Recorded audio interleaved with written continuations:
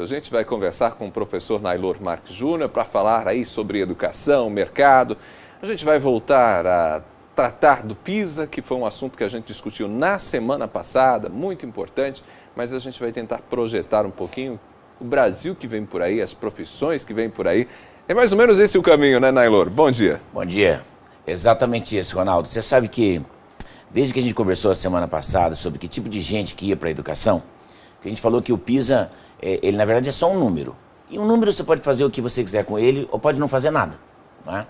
Roberto Campos dizia que se você torturar um número, bem torturadinho, ele fala aquilo que você quiser. Então uma estatística é uma estatística.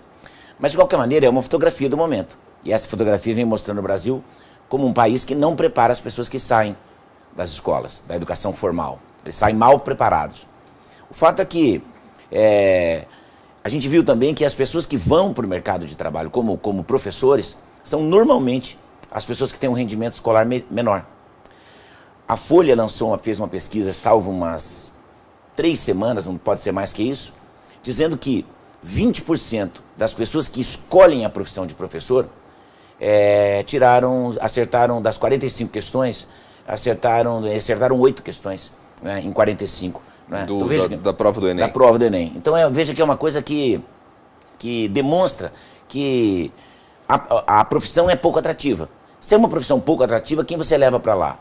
Pessoas que são não só mal preparadas, mas que são desconectadas, o que me parece que é pior, com a realidade. Nós já discutimos uma vez aqui entre conectar a escola com a realidade que está em torno dela. Né? Quando a gente falou sobre educação para fazer, muita gente pensa que é colocar a escola a serviço da produção da nossa época. Muita gente entende isso. Eu acho isso errado, não é isso. Até porque o que acontece hoje, né, nós sabemos disso, não vai acontecer daqui a 20 anos. O trabalho está mudando, o jeito de trabalhar está mudando. Aquilo que o mercado exige está mudando. Quer dizer, o que as empresas, que tipo de gente as empresas vão querer daqui a 20 anos, se é que as empresas vão querer? Se as empresas não vão querer essas pessoas, quem vai ocupar essas pessoas? Elas vão trabalhar com o quê? Repara que antes da Revolução Industrial, as pessoas trabalhavam com o quê?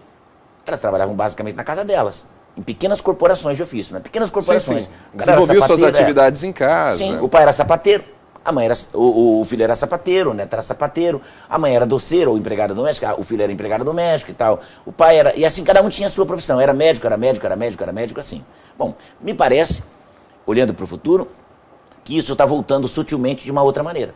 Porque o emprego, como nós conhecemos, já falei isso aqui, muita gente reclama comigo quando eu falo isso na internet, dizendo que o emprego vai desaparecer. Querendo que como se eu tivesse uma espécie de mãe de Ná da desgraça aí, sabe, do mercado de trabalho. Mas não é, eu estou simplesmente antenado com o que está acontecendo, você também. A gente sabe que cada vez a gente tem mais máquina ao nosso redor. O que era uma televisão quando a televisão começou? Eram 2, 3 máquinas e 300 pessoas para botar uma emissora dessa no ar. Hoje você tem 300 máquinas e 10 pessoas para fazer um serviço muito melhor. A máquina não veio substituir o homem, ela veio melhorar o homem, ela veio agilizar, só que ela veio exigir dele outras competências. E você cita uma questão que eu acho que é importante, porque às vezes a pessoa que está acompanhando a gente lá, assistindo a TV nesse momento, às vezes não consegue ter essa compreensão plena dessa ideia que a gente está tentando apresentar. Quer dizer, quando a gente está falando para as pessoas que não é que as pessoas vão deixar de ter emprego, mas é o emprego do jeito que ele acontece hoje, porque as tecnologias estão mudando isso, reformulando as profissões, e reformulando em todos os sentidos. Vamos pegar o seu caso. Você é professor, durante 30 anos esteve em sala de aula, né? Transitou e transita pela escrita, como escritor, como palestrante, mas hoje, por exemplo, aquele professor que estava em sala de aula, né, conversando com alunos, agitando a sala de aula, né, provocando os alunos, provoca novos alunos que você sequer vê o rosto pela internet, numa outra sala de aula, aberta, virtual, né, em que pessoas do Brasil e do mundo podem acompanhar você. Né? Essa é uma dinâmica completamente nova, quer dizer, o professor que faz cursos e ganha dinheiro. Exatamente. Pela internet. Exatamente isso. É exatamente isso, Ronaldo. Veja, eu entendo, eu falo com pessoas hoje, as pessoas dizem assim para mim, muitas dizem assim, que saudade das suas aulas, porque no meu Instagram, NailorJR oficial, @NailorJR oficial, que é o meu Instagram, todo dia eu posto um poema. Veja que coisa louca, eu fui professor de literatura há 30 anos. A coisa que eu mais ensinei na vida foi literatura brasileira. Né? Então as pessoas me veem hoje falando de mercado de trabalho e pensam assim, o que isso tem a ver com aquilo que ele fazia, que era ensinar a literatura brasileira. Ocorre que eu sou um homem em constante transformação. É disso que eu estou falando. Os profissionais, eles têm que estar em constante transformação. Parece que as pessoas estão mais preocupadas hoje. A preocupação maior é como que elas vão se aposentar, quando que elas vão se aposentar, qual é o dinheiro que elas vão receber depois de se aposentar, e não com como elas vão continuar produzindo, como elas vão continuar se encaixando nesse mundo. Porque esse mundo não precisa de gente encostada, o mundo precisa de gente produzindo. Eu entendo que algumas pessoas vão parar por questões naturais, de idade, de saúde e tal, mas esse não tem que ser meu objetivo, nem o objetivo de nenhum ser humano. O seu objetivo tem que ser como eu vou continuar contribuindo para a vida que está no meu entorno. Porque essa vida continua exigindo que as pessoas contribuem de uma maneira ou de outra, né? Tem gente que contribui ensinando como eu. Agora, hoje eu ensino outras coisas para outras pessoas. Como eu disse na internet, criaram 2 grupos. O grupo das pessoas, ai que saudade de suas aulas, e o grupo, puxa, eu queria que meu professor tivesse, que meu filho tivesse um professor como você, ou que meu filho estudasse com você. Entende? Isso eu continuo fazendo as provocações, só que num âmbito muito maior. Agora, por que isso acontece? Você mesmo disse. Porque eu consegui migrar e me encaixar nas novas tecnologias. É isso que eu estou dizendo às pessoas. Dentro da sua profissão, dentro da profissão que você está hoje, ou você que está na escola, olhando as mudanças do mundo, como você acha que você vai se encaixar lá na frente? E as pessoas continuam, desculpe, mas ingenuamente, continuam trabalhando para ser empregado da empresa, não sei o que lá. E ao mesmo tempo, eles desgraçam este modelo econômico. O nosso modelo econômico está, estou dizendo assim, o capitalismo está falido. Do jeito que ele está mesmo. Então, se esse capitalismo está falido do jeito que ele está, como você espera daqui 5 anos, 6 anos, 10 anos, entrar para trabalhar no mesmo modelo de trabalho se esse capitalismo está? Se as empresas mudarem porque elas faliram o modo delas, a maneira de empregar também vai mudar. Acho que nunca, como no ano de 2016, nós tivemos tantos microempreendedores individuais. O que é isso? É exatamente o que eu estou dizendo. Os números estão dizendo que as pessoas estão passando a ser donas da própria carreira. Então, esse é o anseio. Se lá na frente você conseguir um emprego numa empresa bacana e ela vai te dar 35 anos de salário, 49 anos para você se aposentar, parabéns para você. Agora, meu conselho, não espere isso, porque a chance disso acontecer é muito pequena. Então, a escola tem que preparar para este mundo. E aí você traz justamente essa questão da escola. Antes da gente pensar como a escola tem falhado nesse processo, eu quero pensar junto contigo uma outra questão, ainda pensando nesse sujeito, essa pessoa que se relaciona com o mundo e com as tecnologias, com as inovações. Porque tem gente que entra na faculdade, por exemplo, entra num curso superior, um determinado curso que seja, e ainda tem a sensação de que ao fazer aquela escolha, a escolha por aquela determinada profissão, ele vai ter aquela profissão daquele jeito, daquela forma, daquela maneira, por 30, 40, 50 anos. Me parece, e talvez você possa me corrigir se eu estiver errado, que nenhuma profissão hoje será semelhante àquela que nós idealizamos quando nós entramos na faculdade, né? Ou seja, quando você entra para ser professor, o professor de hoje certamente não vai ser o mesmo professor daqui 20, 30, 40, 50 anos. Essa profissão vai passar por mudanças. O administrador, o engenheiro, ela sofre uma série de mudanças e há necessidade de você se adaptar e se reciclar. Não é uma profissão que vai se perpetuar no seu modelo original. Eu acho que algumas profissões sequer vão se perpetuar. Professor é uma delas. Eu acho que sequer vai se perpetuar, porque você vai poder construir com inteligência artificial. E a inteligência artificial está avançando muito. Eu tenho condição de aprender com um software inteligente e que se retroalimenta de inteligência, erro e acerto, muito mais do que qualquer professor pode fazer, se a ideia for apenas encher essas pessoas de conteúdo, né? Se a ideia for apenas essa, como é hoje. A profissão de médico. Eu duvido que em 2050, a não ser em países muito pobres, exista esta profissão.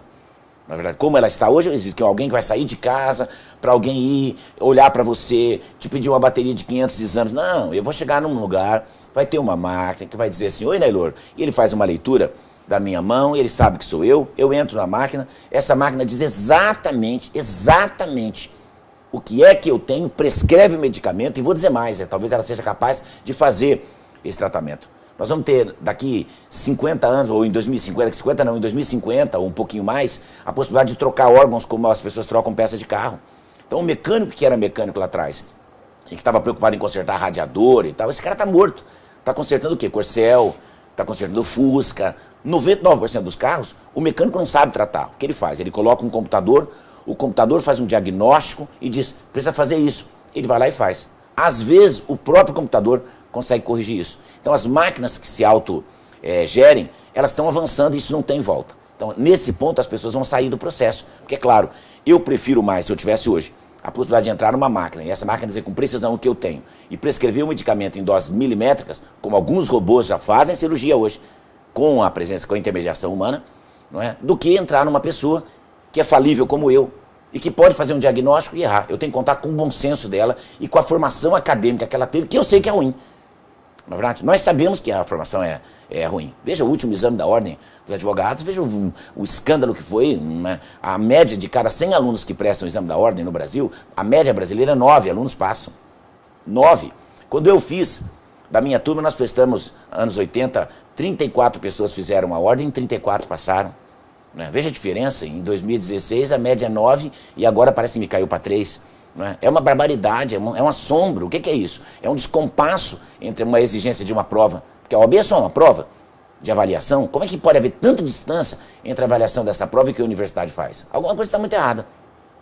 Bom, e agora eu quero falar um pouquinho dessa escola, né? Porque a gente começou a conversa pensando sobre essa questão do PISA, a gente está falando do futuro. Sim. E a gente sempre imagina a escola como um espaço, ou pelo menos gostaria que esse espaço fosse um espaço que preparasse as pessoas para o futuro. E me parece que não é isso que tem acontecido. A escola se perdeu no tempo ou a escola nunca formou para o futuro? Não, eu acho que primeiro a escola se perdeu no tempo, sim, concordo sim. Agora, houve um tempo em que ela preparava, porque esse futuro era mais previsível. O futuro demorava muito tempo, não é?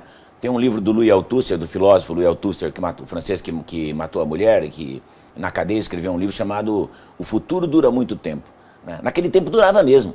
Né? Então você conseguia saber que vou prestar concurso para o Banco do Brasil e você ia morrer no Banco do Brasil. Vou prestar concurso para a Caixa Econômica, você ia morrer lá. Vou entrar para trabalhar na Sambra e você ia morrer na Sambra. Na verdade não. Então o sonho do sujeito era fazer aquilo. Essas empresas desapareceram.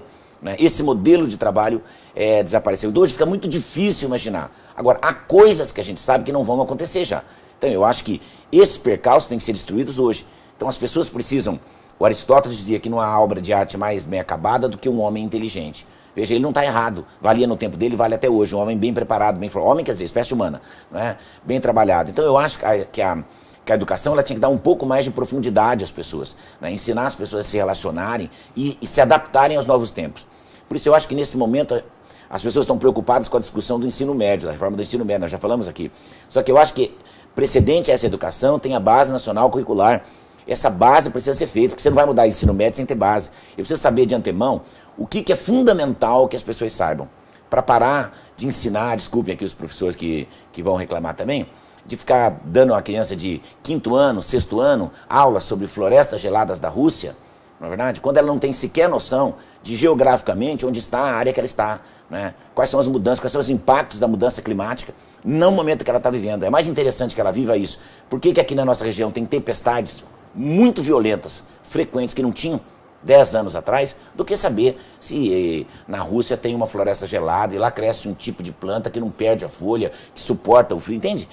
Esse tipo de adaptabilidade tem que fazer. Eu não estou dizendo que não tem que aprender isso, mas é um conteúdo específico que deveria ser deixado lá no 2º grau para quem se interessa efetivamente por geografia, por botânica ou por outra coisa que vai fazer uso desse tipo de informação mais precisamente. No mais, a gente tem que ter uma formação... Até porque boa parte desse conteúdo, Nailor, o Google responde pra gente. Quero saber qual é a condição geográfica da Rússia. Pronto, dou um Google e acabou. Está resolvido. O que eu tenho é que ter capacidade de perguntar para o Google. Exatamente. Fazer para o Google a pergunta certa. Esta é a preocupação. E aí quero tocar numa outra questão. Todo mundo doido que artes e filosofia e sociologia iam sair da tal reforma do ensino médio. Ora, Ronaldo, você é professor universitário, sabe disso.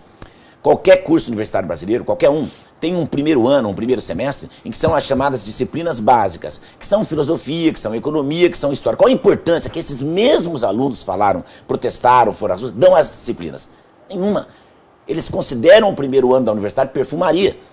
Fico só estudando economia, só estudando introdução ao direito, fico só estudando sociologia, por que não entra logo no direito? Isso também é direito, isso é a base do seu pensamento. E é esse mesmo aluno, primeiro ano da universidade, e aluno do ensino médio, qual a diferença? Nenhuma. Por que você diz que no ensino médio precisa e na universidade não? Quer dizer, você precisava pensar no ensino médio e na universidade você não precisa mais? Veja, é um paradoxo. E aí entra justamente isso que a gente está falando, né? A boa parte dos cursos e dos alunos, né, há uma demanda para que não ensine aquilo que eu vou aplicar na minha profissão. Quando a gente está falando que essa profissão vai deixar de existir daqui a pouquinho, vai sofrer reformulação. E a gente está falando que é preciso formar gente que tenha a capacidade de entender o mundo que vive e se adaptar ao mundo que vive. Me parece que aí a formação em filosofia, em sociologia, em arte, se torna muito mais importante. Claro. Só que são banalidades para boa parte dos nossos alunos e alunas. E o que me chama a atenção é que é esse mesmo aluno que diz que é necessário no ensino médio. Na verdade, o mesmo aluno que diz que é necessário no ensino médio diz que não é mais no começo da universidade. Ora, na Argentina, os primeiros 2 anos dos cursos são iguais. O cara vai para a Argentina e os primeiros 2 anos ele faz igual. Não é verdade? Daí o cara migra, como se fosse um preparatório para a universidade. Para quê? Para dar a você condição de pensar. E muitos países fazem isso, né? Tem uma base que é comum. A partir daquela base você pode escolher o curso efetivamente que você quer. Para quê? Para ter uma mínima condição de pensar ou de se pensar estudante universitário. Ir para a universidade não é só passar no vestibular, é ter postura de quem vai assumir um novo papel. E isso parece que a gente não vê. Nailor, valeu pela conversa. Obrigado. Bom restante de semana para você Muito e bom obrigado. Natal, né? Bom Natal para todos. Para todos. Conversamos com Nailor Marques Júnior, um excelente papo sobre educação, mercado, pensando um pouquinho o futuro e a importância, né, de se formar pessoas que pensem de fato, que consigam estar antenadas com o mundo, mais do que sejam pessoas que saibam, né, detenham habilidade para apertar o parafuso, mas entendo como esse parafuso é feito, de que maneira é feito, né? Claro. Hoje à noite, no www.myskills.com, hoje dia 20, hoje à noite às 8 horas eu vou fazer um webinário, não é, com o pessoal da MySkills, exatamente sobre isso. Sobre desemprego e como entender o mercado futuro, que competências as pessoas têm que ter. É de graça, pela internet, www.myskills.com.br. Esse Nailor Marques Júnior fechou com a gente mais uma edição do Ponto com o Nilson. Muito obrigado a você pela companhia. Excelente dia para você. Amanhã, quarta-feira, a gente se fala às 7 horas. Até lá.